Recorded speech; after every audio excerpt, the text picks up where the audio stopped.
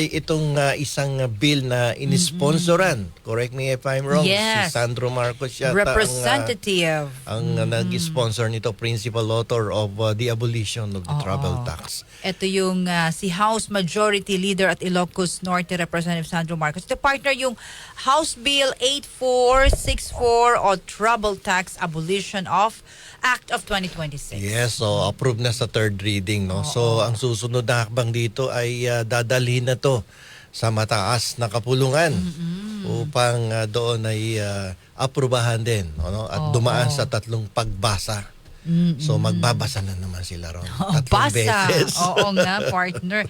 And 3 readings. Yes, sinasabi ito yung para sa mga Filipino na nagbabiyahe because they have may business, may livelihood or schooling, ayan, opportunities or travel na partner ay pag na ito yung naaprubahan na ay hindi na magbabayad ng travel tax. Hindi na kukuhanin sa mga biyahero ang gastos para sa turismo, para sa mga scholars ng Commission on Higher Education. Correct. At yung mga gastos para sa mga proyekto ng culture and arts. Kasi dati pag bumabiyahe tayo, kaltas ang 1,650 na travel tax. Pag Correct. economy, pag business class, 2,750 pesos. Yan ay pinapataw sa lahat ng bumabiyahe. So lumalaki yung gastos ng biyahero. Sabi ni Sandro Marcos, dapat matigil na to. Dapat sumunod tayo doon sa Southeast Asian Tourism Agreement na kung saan ay dapat mapanatiling mura ang pagbiyahe no, kapag ikaw ay turista sa loob ng Southeast Asian countries, di ba? So, nagpanukala siya kasi sa ibang bansa dito sa Southeast Asia, tayo lang yata nagpapatupad ng travel tax. So, yung ibang kapitbahay natin dito, walang imposition of travel tax. So, napansin ni Sandro yan, nag-propose siya ng kanyang batas Kada na biyahe mo, tanggalin travel yan. tax. No, so, ngayon, yung pondong kinokolekta kasi dito, 50% of the travel tax goes to tourism. Tapos yung the remaining, pinaghahatian to ng CHED at saka ng culture and arts. So ngayon, ang gagawin ng Kongreso dito, imbis na doon kuhanin yung pondo, isinasama na ngayon sa General Appropriations Act. Ayan. So, hindi na obligado ang mga biyahero na sila ang kakarga ng gastusin sa turismo. Tapos makikita mo ang tarpaulin, retrato ng Tourism Secretary.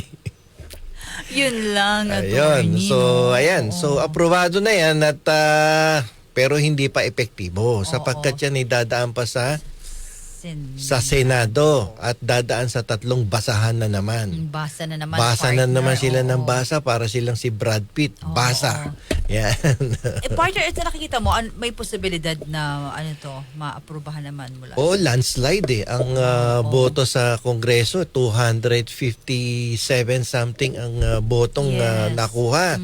So sa Senado, kung 24 sila dyan, ay malamang makuha din nila yung majority unless na lang umiral yung pagiging chinador ng iba dyan. Yun lang, partner. No? Sabi ni Maruno Reyna, attorney dito po sa amin sa Japan, wala po kaming travel tax. Ayan, good evening, Addictus Rex. Lahat Hello. Nasa Asia, wala. Only in the Philippines. Only in the Philippines. Ay, ano yun partner, masakit sa bulsa yun. Ang laki nun. Malaki yun Budget mo. Sanang pang ano pa yun, Pero mo pag pinagsama-sama mo yan. Laki nun. Ang laki niyan magmasid ka lang sa airport ilan yung bumabiyahe dyan. Diba? Ang dami. Ang dami niyan. So ngayon, medyo kapag inaprubahan niya sa Senado, magpe-prepara pa yan ng mga papeles, tapos papipirmahan sa presidente. Kapag pinirmahan ni presidente, that will take effect. No, either immediately or 15 days after the publication in the newspaper of general circulation. Ayan yan. Malaking tulong to sa ating mga magbabiyahe. Pero ang mangyayari niyan, pag inaprubahan sa June, tapos nakapagbayad ka na ng travel tax, may refund. Okay. Yun lang naman. May refund. Like for instance, na-aprobahan ng June, nagpa-reserve ka din ng June, Mm-mm. flight mo July, Oo. kasi binabayaran in advance yan pag nag-book ka Mm-mm. i-refund sa'yo dapat ng travel agency. Travel agency. Pwede may tanong si Mar Nanali. Attorney, magandang gabi po. Tanong po, sa batas na naipasa sa Senado, authored by Senator Cynthia Villar, paano kakaltasan yung charge sa padala ng OFW sa mga remittance center? Uy, pang OFW. Hindi ako aware doon sa bill na pinail ni Cynthia Villar na yan. Oo, ayun. Mahirap Okay. pag-comment kapag hindi natin nabasa yung batas Oo, niya. check natin yan. Oo. Ang problema daw, sabi ni Maylene, hindi ba? Pwede namang mag-travel, no? Yan, yung mga hindi raw makatravel. Ayun. Pero by then, partner siguro naman na yan, magiging okay na ang lahat, no? Pag nag-approve na yan. Oo, ang biyahe. Yun. Hindi naman siguro tatagal ng June ng gera. Baka bukas wala na yan. Baka maging 1,000 per liter na ang ating gas pag Oo, umabot pa baka ng June bukas yan. wala na yan, partner yan naman. Nawa. So So, maganda ito, partner na batas, no? Yes. Ni Representative Malaking Sandro. tulong yan at para doon sa mga negosyante na travel ng travel at doon sa mga mahilig din magbiyahe to visit other countries. Ay, yung mga business, di ba? Partner, punta ka doon for business, schooling. Di ba? Meron Yung ka mga mga jet atin ng setter. seminar. Yeah. Yun. Kaya, yun ang doon, partner. Magandang balita para dyan. Okay. Attorney Bueno, law and beyond. Learn the law, know your right.